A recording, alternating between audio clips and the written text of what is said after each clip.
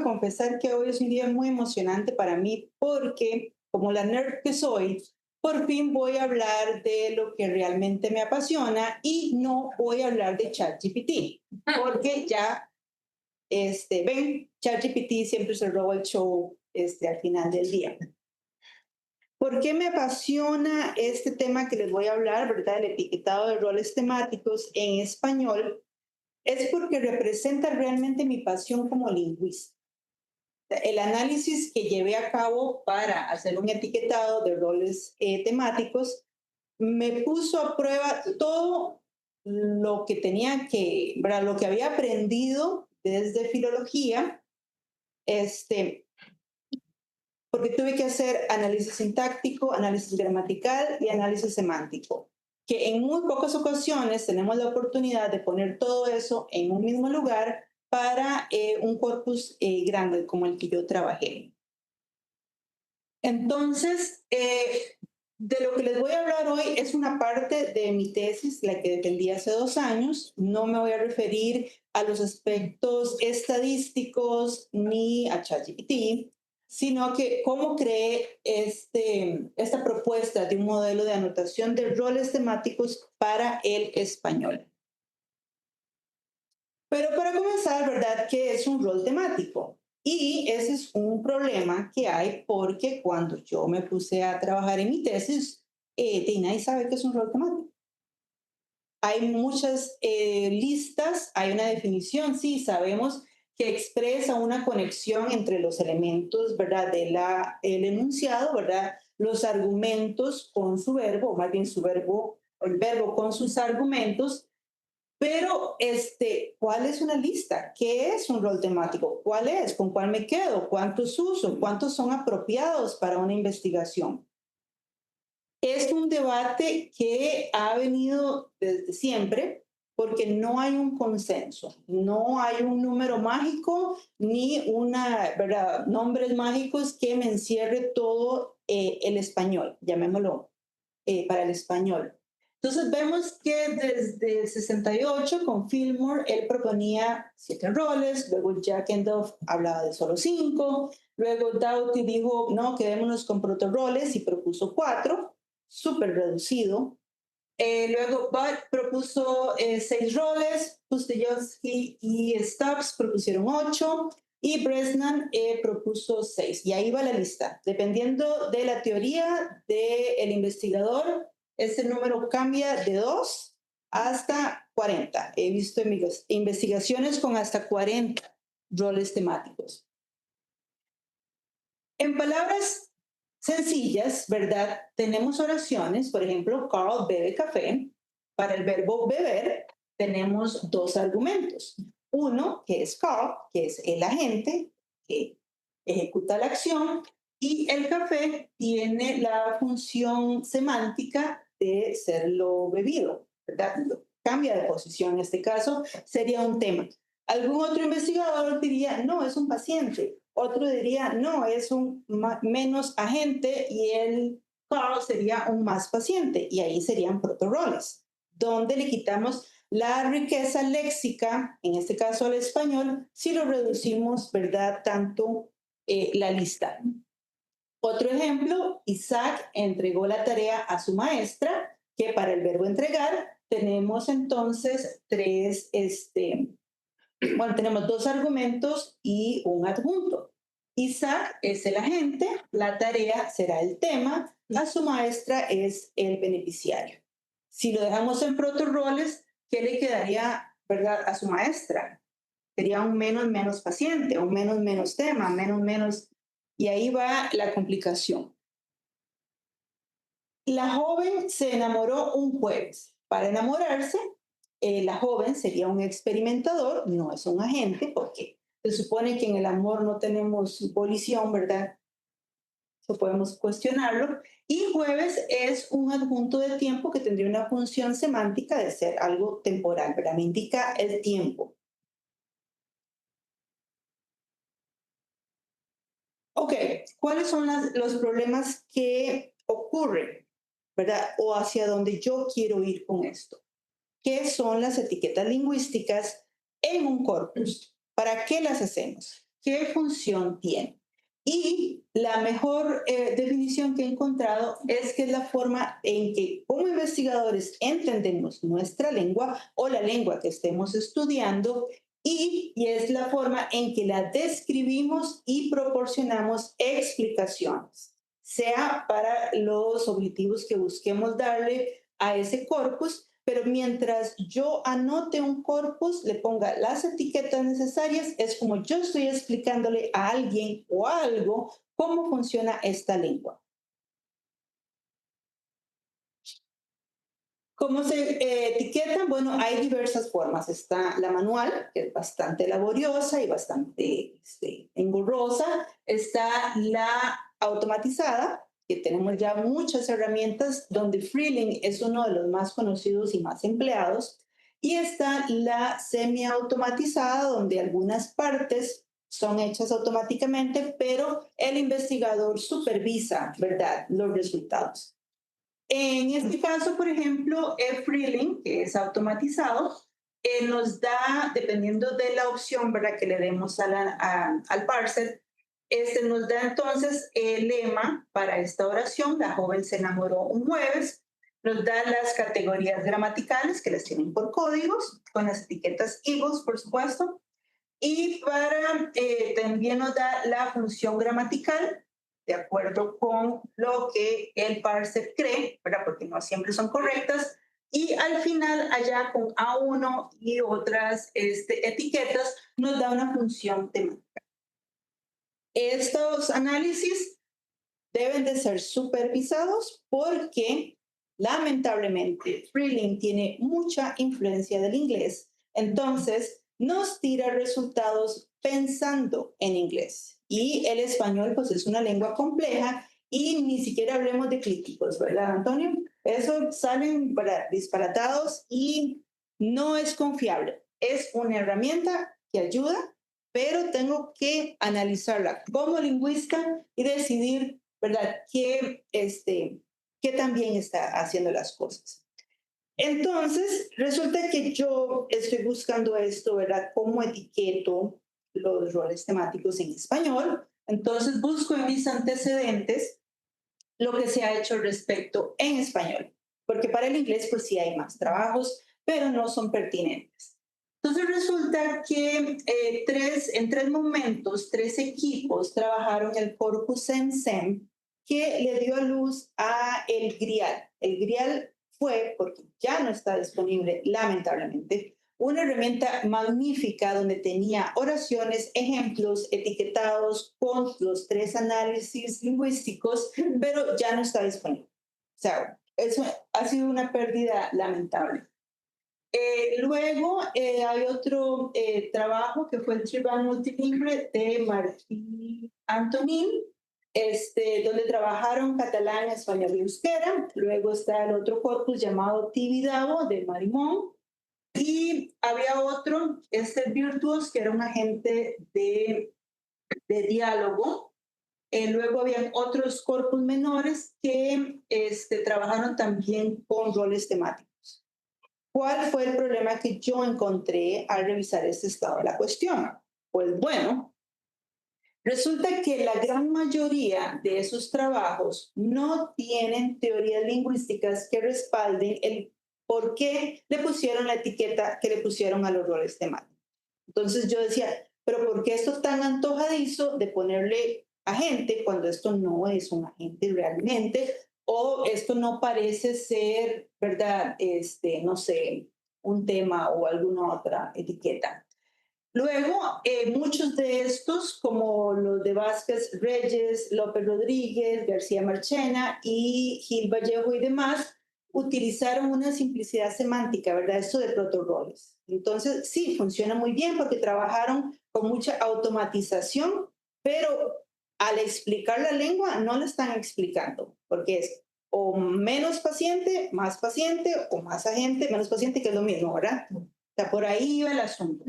Y luego, para las demás partes de la oración, no estaban analizándolos con los roles temáticos. O sea, ¿qué función temática tenía el resto de los complementos? Entonces, ahí me creó un gran problema lingüístico. donde yo dije, ¿por qué entonces debo yo de proponer una guía o un modelo de anotación de roles temáticos para el español?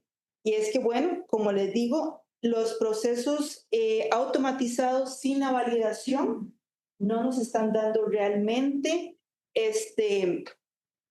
información valiosa a la academia. O sea, sí, están haciendo las cosas, pero no hay un trasfondo ahí que mejore la condición de los análisis semánticos en español. Y es que es una carencia que hay en la academia, porque muchas de las gramáticas se han enfocado en sintaxis o en otras áreas, en morfología, ¿verdad? Que no está mal, está bien, pero se ha dejado el análisis de los roles temáticos de lado. Lo que es semántica es como lo que se deja de último, porque es que es bien complicado meterse con semántica. O sea, se lo digo por experiencia, que yo lloraba cuando me metí en eso y ya no me podía salir, porque es un trabajo de mucho análisis cognitivo.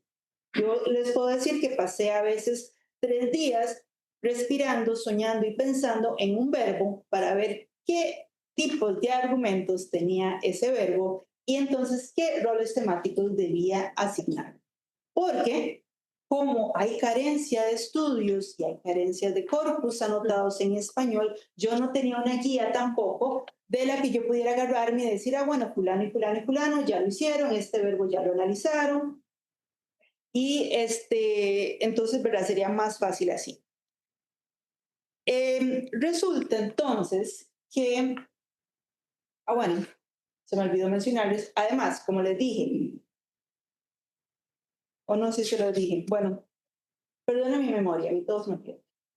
El objetivo principal de mi tesis, creo que no se lo dije, era, bueno, crear esta propuesta de anotación de roles temáticos para el español, para los sistemas de pregunta y respuesta. Entonces estaba pensado para las computadoras o para algún programa computacional, no tanto para, ¿verdad?, los humanos. Entonces cayó ChatGPT, ¿verdad? Y pues vino y se robó el protagonismo de mi tesis, porque al yo estar trabajando con modelos de, ¿verdad?, pregunta y respuesta con estos chatbots, tenía que incluir este nuevo modelo. Esto era algo que salía ahí. Y pues sí fue una experiencia maravillosa trabajar con el modelo, pero lo que pasó fue que se tuve que adaptar mucho las cosas. Pero si las dejamos de lado a ChatGPT por ahora y solo pensamos en otros programas, como los que están trabajando en otras academias, debemos de darle entonces una explicación coherente, regular, con fundamentos teóricos, lingüísticos, para que la inteligencia artificial, llámese como se llame, la vaya a comprender. Si queremos que hable mejor español, tenemos que explicarle mejor español a estos modelos. Ok, para esto entonces seleccioné la gramática léxico-funcional, que tiene sus bases psicolingüísticas. Tiene un modelado computacional, entonces ya está pensado para las computadoras. Tiene un acercamiento lógico, matemático, que permite este mapeo entre las relaciones sintáctico-semánticas y además toma como base esta gramática el léxico. Entonces parte del verbo para decidir qué argumentos tiene y de ahí dar entonces las mejores etiquetas de anotación. Entonces, por medio de esta gramática pude llevar a cabo 3 análisis, desde el más superficial al más interno, donde la estructura externa sería el análisis sintagmático, la estructura interna ya las funciones gramaticales, con la que tiene una jerarquía de funciones con las que yo puedo decidir. Este es un modelo que yo puedo decidir. Digo, a esto no me parece tan sujeto, entonces puede que sea un objeto o puede que sea este otro tipo, ¿verdad? Y ahí vamos para darle la etiqueta correcta para la función gramatical. Luego, funciona similar con una jerarquía de roles temáticos la estructura de los argumentos. Eso me permite ese mapeo, donde yo puedo decir, cada argumento va a tener su etiqueta de función gramatical y va a coincidir con el más prominente de los roles temáticos. Conforme más prominente fue aquí su función gramatical. Entonces, no que no tuve que pensar un montón, lo tuve que hacer, pero esto facilita ese etiquetado para que no haya problemas con el etiquetado. Y esto del welcomeness condition que tiene esta gramática o que funciona con esta gramática es que dice que cada argumento solo puede tener una etiqueta para cada uno de esos tres niveles. Entonces yo no puedo decir, es que puede que sea agente, pero porque sea origen, pero puede que sea paciente, pero que puede que sea también tiempo. No puede tener dos etiquetas, es solo una para cada enunciado. Bien, ahora cayendo ya en el trabajo en sí, mi corpus con el que yo trabajé fue parte del proyecto C0095, que es parte del INIL, que era un trabajo de don Antonio y de Edgar Casasola. Este corpus trabajaba con temas relacionados con el COVID. Mi tesis se formuló en periodo de COVID, entonces todo lo que hablaba el corpus era solo COVID. Entonces mis etiquetas eran, ¿verdad? ¿Quién se inyecta qué, por qué y para qué, etcétera? Trabajé el corpus con la herramienta Sketch Engine, que yo utilicé la versión pagada. Es una herramienta poderosa porque me da frecuencias, me da análisis, me da los verbos, las listas, puedo seleccionar por verbo. Tiene errores porque es automatizado, por supuesto. Muchos casos tuve verbos que no eran verbos o eran verbos de otras lenguas y yo, pero esto no me sirve. Pero sí me facilitó la tarea de escoger los 200 mejores verbos, ¿verdad? Mejores en cuanto a más frecuentes y que me ofrecieran ejemplos con los que yo pudiera etiquetar bien.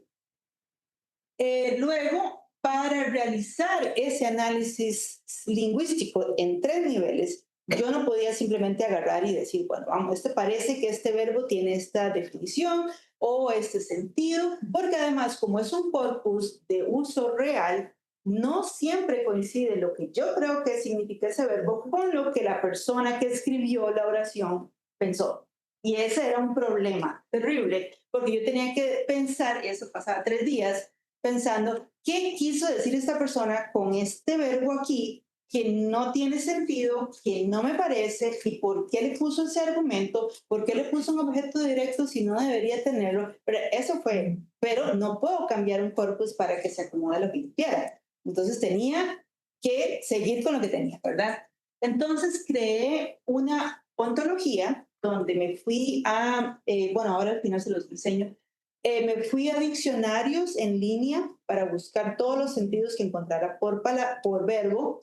Además, utilicé este grial, que ya no está disponible, pero tenía muchos verbos ya analizados donde ya le tenían una lista de roles temáticos dependiendo del sentido, porque los organicé por sentidos.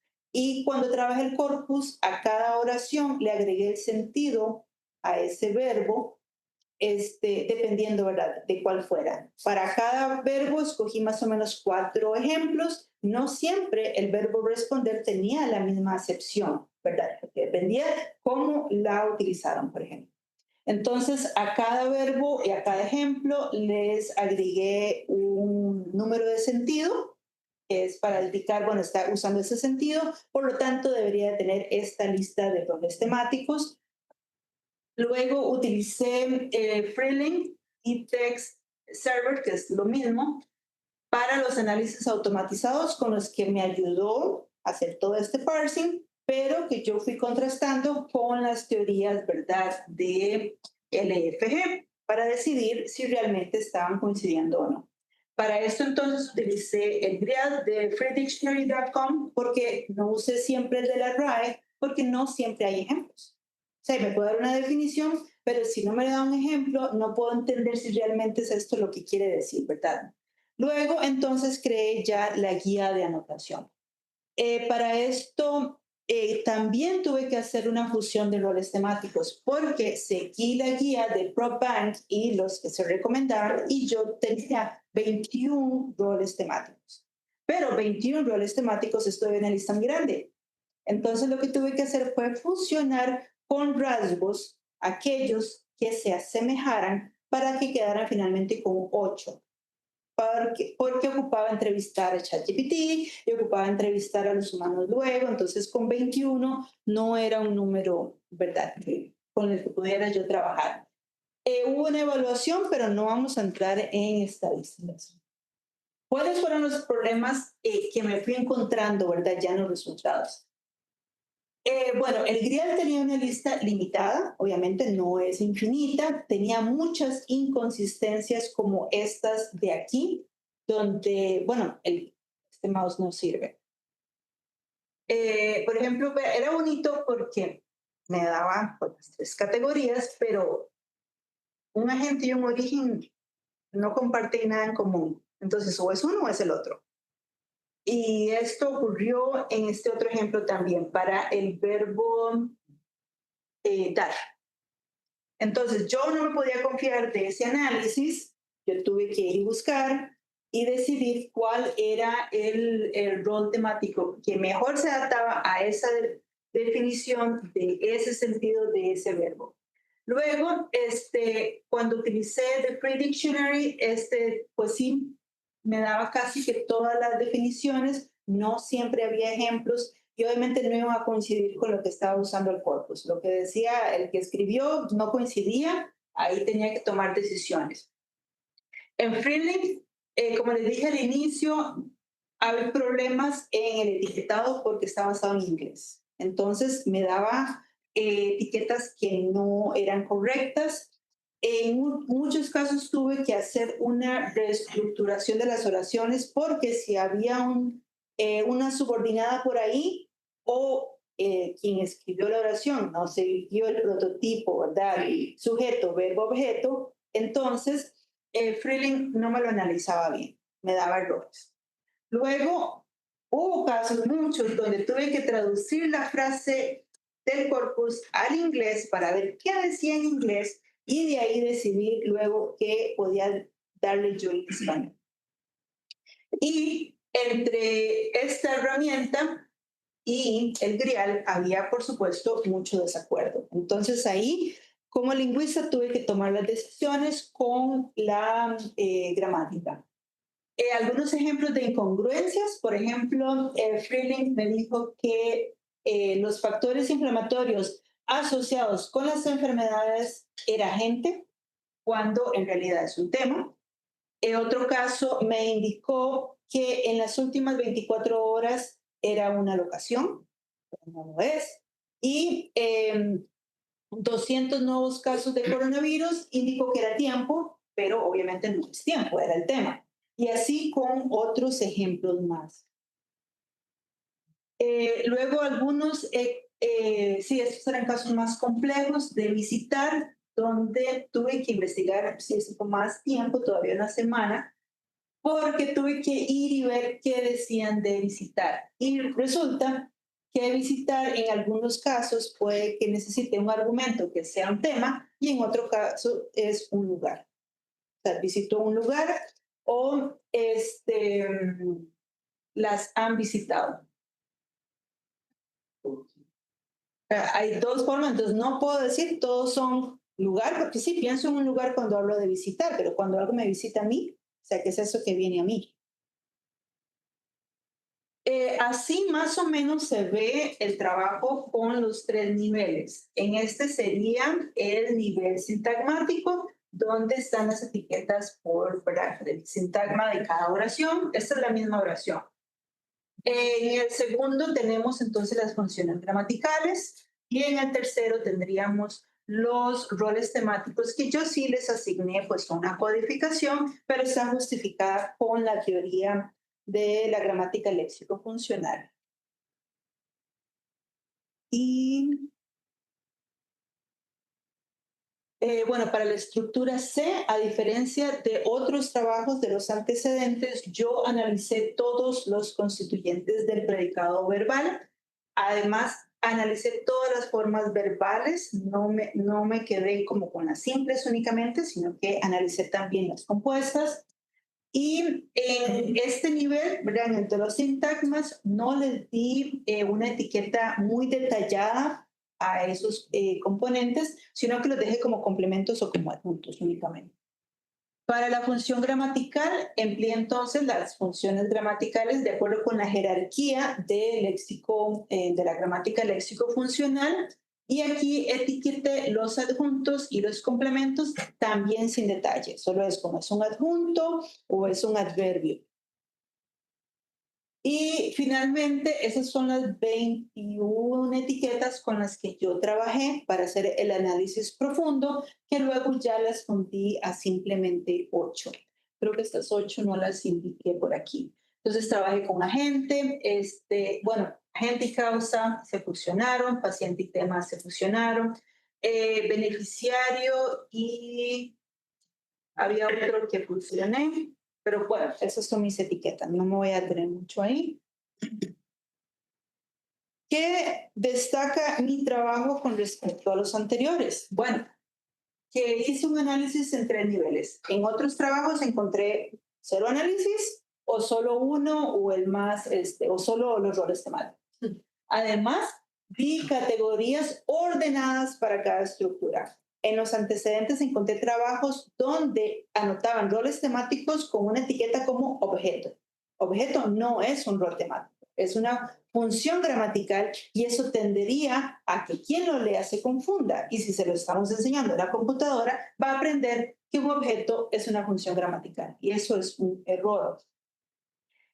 Además, bueno, les di una función semántica a los argumentos y también a los adjuntos. La lista fue extensa y justificada y luego ya fue reducida desde una perspectiva teórica lingüística, que es importante recalcar eso.